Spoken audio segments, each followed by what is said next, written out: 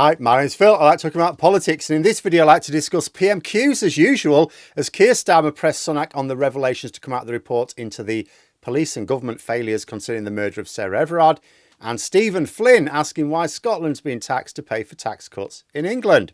But first, if you'd like to be notified of daily news and politics, please subscribe to the channel. So, budget day, always mad, and in all honesty, I wasn't sure I was even going to do a PMQs video. Maybe preferring to do the big budget video instead. I was thinking, actually, I don't mind if PMQ is a bit rubbish today. But as there were some worthwhile talking points arising from both Starmer and Flynn's questions, I'm just going to go ahead with that and discuss the budget later. Maybe a third video today, no promises. So as there was no point Starmer asking questions about anything to do with the economy, given that the Sunak would just say, not going to answer questions on the budget, he instead decided to focus on something which is a particular focus of Labour's election campaign: policies to make women safer. He brought up a recent report into the background behind the murder of Sarah Everard, murdered by a police officer who abused his position as a police officer and about whom allegations were known to the Met Police, who did not act on them. Just one more example of how utterly unfit for purpose the Met Police is, and if you are going to keep it, I'm not in favour, but if you are, how there needs to be serious reforms to prevent this. After all, policing cannot possibly hope to succeed if it does not have the confidence of the public. Starmer referenced the newly published Angiolini report, which concluded that the murderer, Wayne Couzens, should never have been a police officer in the first place. Now, that is an important point, because when Starmer was questioning Sunak, the Prime Minister kept talking about, we'll put these new measures in place and so on. And that's fine. But that always happens. Whenever there's some massive tragedy like this, of course, the government says, we've put this thing in place. But does it work? I mean, you expect the government to do something. But as Starmer pointed out, having a code is worthless unless it's been properly applied. As I understand it, the report made clear that even with the policing standards of the time, Couzens should not have been an officer based on what was already known about him. In other words, the Met Police failed to adhere to their own standards because there was nothing forcing them to. So they weren't really standards. It's like I keep saying, a rule that's not enforced is not a rule. And this is important because whenever anything like this happens, politicians can respond in one of two ways. First, they can identify the weakness in the system and strengthen it according to recommendations. Or second, they can seek recommendations and then do something which is designed to fool the public into thinking that they've done something, but doesn't actually do anything, and so doesn't prevent the same tragedy occurring again. So what has Sunak chosen to do? Well, Starmer asked him if the recommendations in the report, which the government commissioned, if they were going to be implemented. Sunak refused to say that they would be. So I'm guessing he's a fan of pretending to do something rather than actually doing something. How hard would it be to say, of course we're going to implement these recommendations? Also, as this wouldn't be a PMQs if we weren't able to point out sort of a bit of a lie from Sunak, he did try to claim that rape convictions fell while Keir Starmer was Director of Public Prosecutions. They did not. Starmer responded that this would be fact-checked, which is odd because I would have thought, surely when his team were preparing this, they would have thought, do you think so? Because they've tried this before. Dominic Raab tried it a few years ago, so there actually already is a fact check. So don't you think Starmer's team would have gone, they'd probably say this again, why don't we just get the figures ready? It's a fairly predictable thing to have said. After all, if you're talking about violent crimes against women, why wouldn't Starmer have furnished himself with his own record?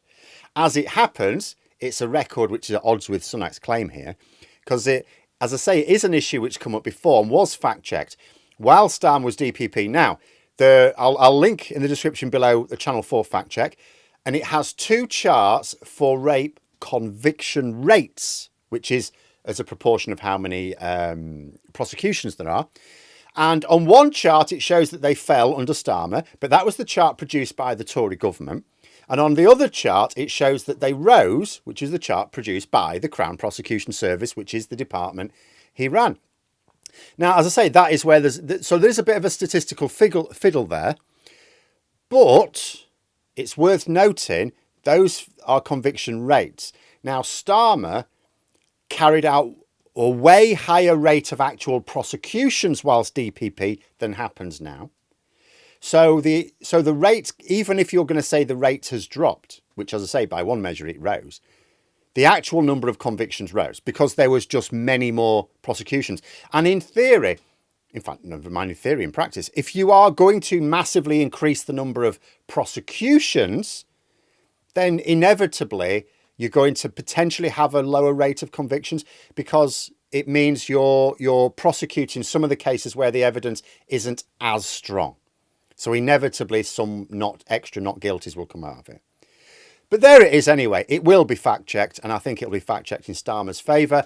I don't know why his team didn't already do the homework on this in advance. It was a very predictable thing for Sunak to have said. But I will expect them to do it for a potential rebuttal in the future, maybe next week. Because after all, Labour are making women's safety a major election plank. So they will want to make a lot of noise over something like this. Finally, after once again saying that Sunak was painting this picture of a system that's working well despite the lived experience of ordinary people, Starmer then turned his attention to, particularly violent crimes against women in Westminster. So we've had a lot of situations of late of MPs, mostly Tory MPs, but MPs who have been investigated for, sexual violence in many cases. And workers at Westminster and the estate of Westminster don't necessarily feel safe if there's an MP bobbing about who's been investigated for rape and they don't even know who it is. So Labour, along with other parties, have been pushing for a vote to ban any MPs from the estate if they've been accused of sexual offences. And he pointed out that Sunak had still not allowed time for this vote and asked when it would be. Sunak did not answer. I mean, he did give an answer. He started to talk about street lights, which I think is down to local authorities. And also, I'm not sure how street lights helps potentially vulnerable people working in Westminster with MPs being investigated for sexual offences. I don't think there are any street lights inside the Palace of Westminster. So, yeah, I don't think Sunak will have really won anyone over who is interested in making women safer. But then Stephen Flynn, who was not at all interested in the fact that the budget had not officially been announced. And fair enough, because half of it has already been leaked in advance anyway. There was a time when it was a resigning matter to leak anything in a budget ahead of the statement. Now we see reports on measures days in advance. We know what half of it was. And Flynn was asking about the windfall tax being extended to oil and gas companies, something I'm very much in favour of. However, he did make a good point. He made a bad point as well, but nobody's perfect. So applying windfall taxes to these huge corporations has been resisted by the Tories for a very long time, right? Labour and the Lib Dems in particular have been pushing for it for a couple of years now. Sunak, as Chancellor and Prime Minister, go, no, it's not a Tory thing to do. All of a sudden now it's a very Tory thing to do because it's in the budget. So why are they doing it? Well, to pay for more crowd-pleasing tax cuts in election year. And as the operations of these oil companies is mostly in Scotland, and the tax cuts are for England and Wales because Scotland sets its own rates, Flynn characterised it as Scotland being taxed to pay for tax cuts in England. Now, in reality, it's not quite the case because the bad point is that Flynn, just like the Scottish Conservatives, is describing this as a tax which somehow impacts on the 100,000 jobs in Scotland amongst these corporations. It's not. Investment is based on the business model. The business model is fine. No one is taxing the business model anymore. Windfall taxes are applied to unexpected profits which go beyond the business model. None of the money being taxed was ever going to see the inside of the Scottish economy. So it's not technically accurate to describe it as a tax on Scotland because it's a tax on the windfall profits of international corporations who would have been sending it to whichever part of the world allows them to pay the least tax on it. But it's a very good way of characterising it politically. Naturally, Sunak said he wouldn't comment on the budget, but we all knew the measure was in it because it's been leaked to journalists, and indeed since it has been announced. Then Sunak described Scotland under the SNP as the high tax capital of Europe, which isn't actually true, and also a little bit rich, coming from the guy who raised the UK's overall tax rate to the highest it's been since just after the war, and the forecast is for it to rise even above that, despite these tax cuts.